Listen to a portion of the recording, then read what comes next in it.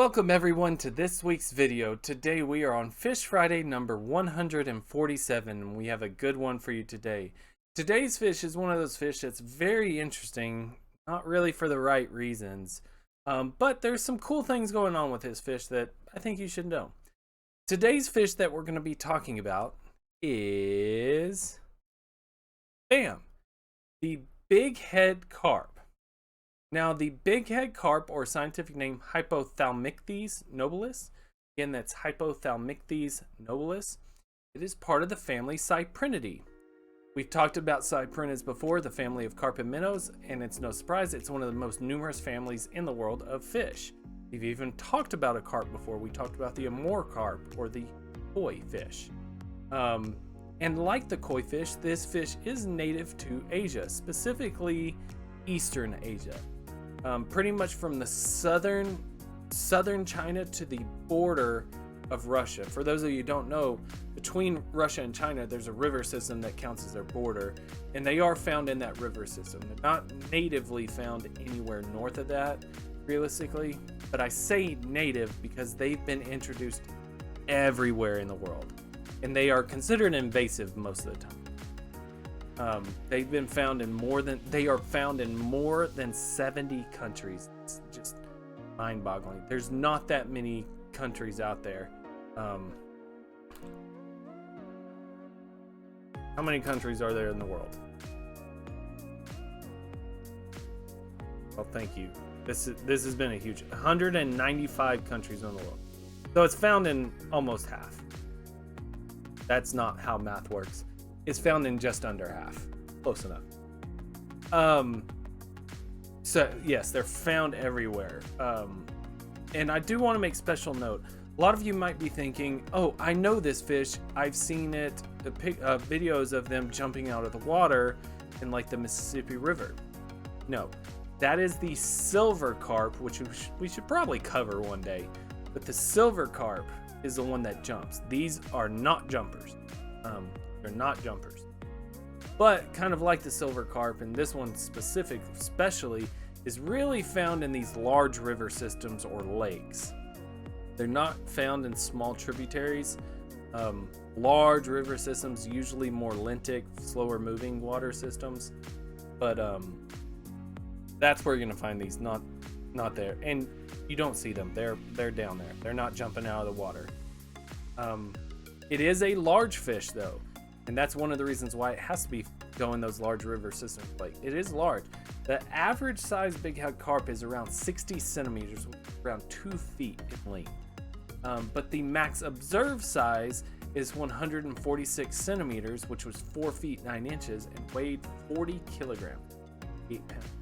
It is a very, very large fish. Very, very large. Couple that, it also has a very fast growth rate. It does not take long, and unfortunately I couldn't really find any hard data on how long it takes a bighead carp to go from juvenile to sort of average size, but I know it is very, very quickly growing. It would not surprise me for them to reach their average size within a year and a half to 2 years. They are so fast growing that it's almost incredible. In terms of color, they all have this like mottled gray to like a straight black to like a really pale color. Really not that colorful. This is not a fish that comes at you like, oh my goodness, the color is what gets it. It does have this large head, bighead carp, large head, yes. This head is scaleless, and it does have a very large mouth. And here's a close-up of the head, and you can see no scales, whatever, but it does have a large mouth, bigger than you might think. Actually, it does have a huge underbite as well. Like, don't get me wrong, it's got a huge underbite, but it's got this mouth there. They don't really have any teeth, which we'll get into the reasonings why later. But you know, large mouth, large head, whatever. I should make special note that if you do find any carp, just be aware that both the dorsal fin and the anal fin have a very thick, strong serrated spine. It will hurt you. It can do some damage. But you might be thinking, Well, I see something obvious that he hasn't talked about. That's the eye. This eye makes me uncomfortable. I'm sorry, it does. It bothers me internally. It's hard for me to look at. A very forward set eye below the midline of the head. It's bizarre. It just flat makes me uncomfortable. I don't know how else to describe it. It just makes me very uncomfortable seeing this eye. Doesn't look natural. It looks fake. I'm just not a fan. It bothers me. However, because of that, really hard to confuse the bighead carp with pretty much any other carp. Look at these pictures. These are like even more extreme. It just looks weird, like just unnatural. That's how I describe it. Unnatural. But we were talking about their mouth and why it doesn't have any teeth. Well, that's actually because this fish feeds on plankton in the water. This is not a fish that's going after, other fish or vegetation. This fish eats on plankton. Very good at it and very well known for that. In fact, the United States, the reason why they are here in the United States, and they are in the United States, is because an Arkansas fish farmer brought them into the United States in 1972 to try and improve the water quality, water clarity of the ponds in their system, and in the hopes that it would increase production in the culture ponds. So unfortunately, that fish farmer was the cause of the essentially pandemic that we have in America with it. But it was still heavily aquacultured, and it's still aquacultured to this day. It's very well known in the aquaculture circles.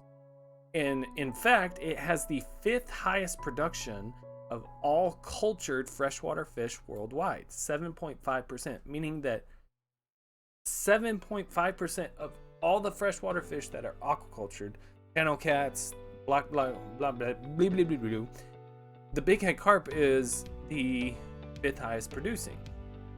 Some numbers for you if you're interested.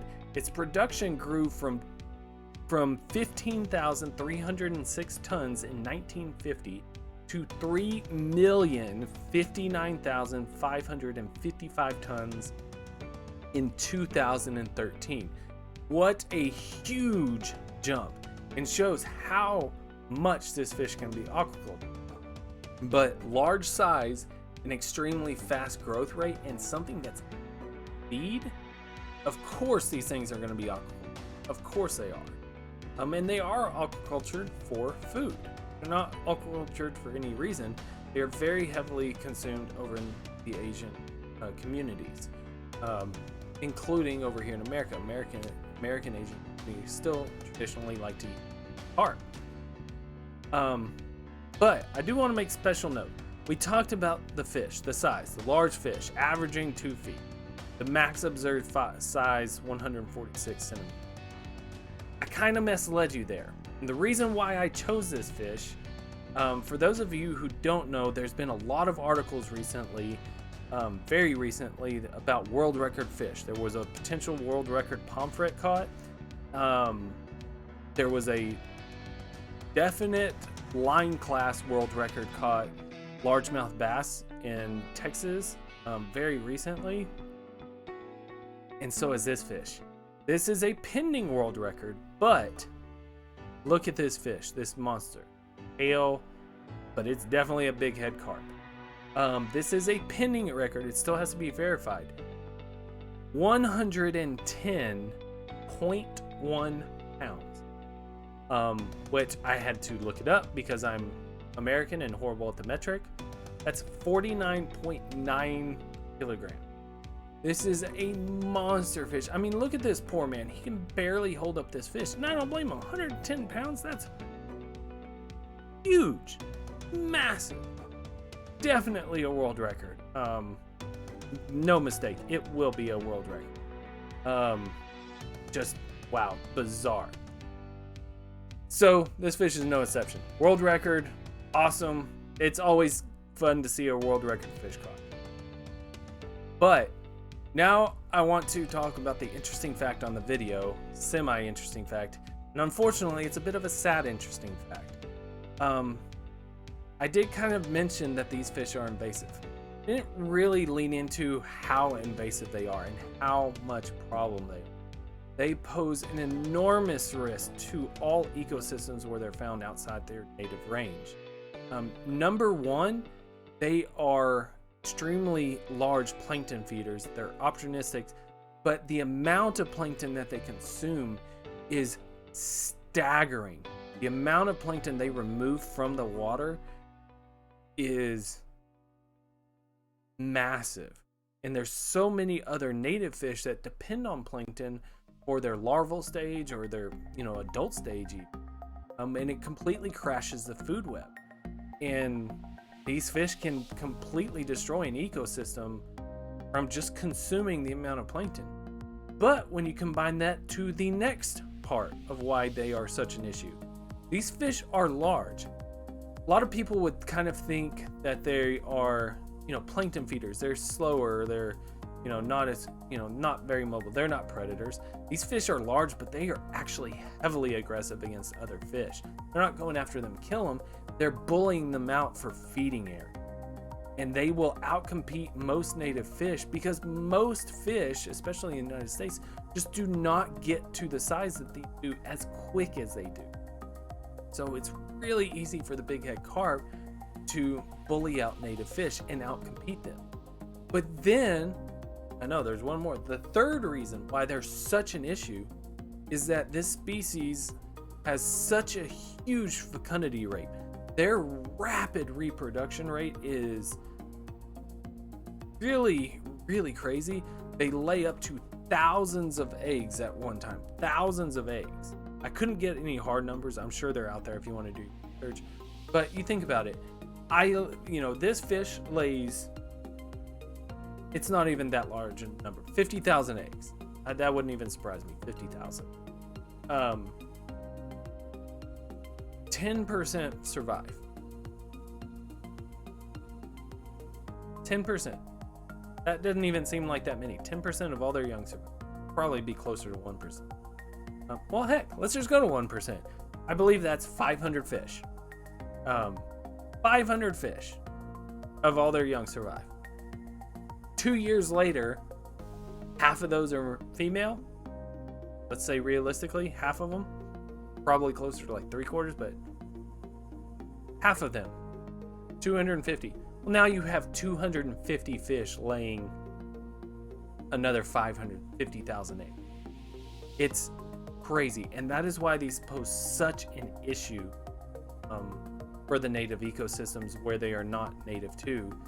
They will just outcompete, outbully, and can almost completely crash a food web just on their own. And unfortunately, it's a sad thing. And sorry to end it on a sad, interesting fact, but it needs to be known. But still, congratulations to this young man, this guide service. Always good to see a world record. Glad people are out there fishing. You should always want people out there using the natural resources if you're a conservationist, especially if you're one that's managing for those things. But thank you guys so much again. I really appreciate it. Hope to see you again. If I don't, please be safe. Have a great day. Please leave a like, comment, and subscribe if you do. I'd really appreciate it. Hope to see you again. Please keep requesting, sending those comments. I read every single one. They literally make my day when a new comment comes.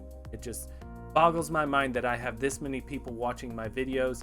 I love it, and thank you so much for the love and support. But regardless, take care of yourselves, take care of your loved ones,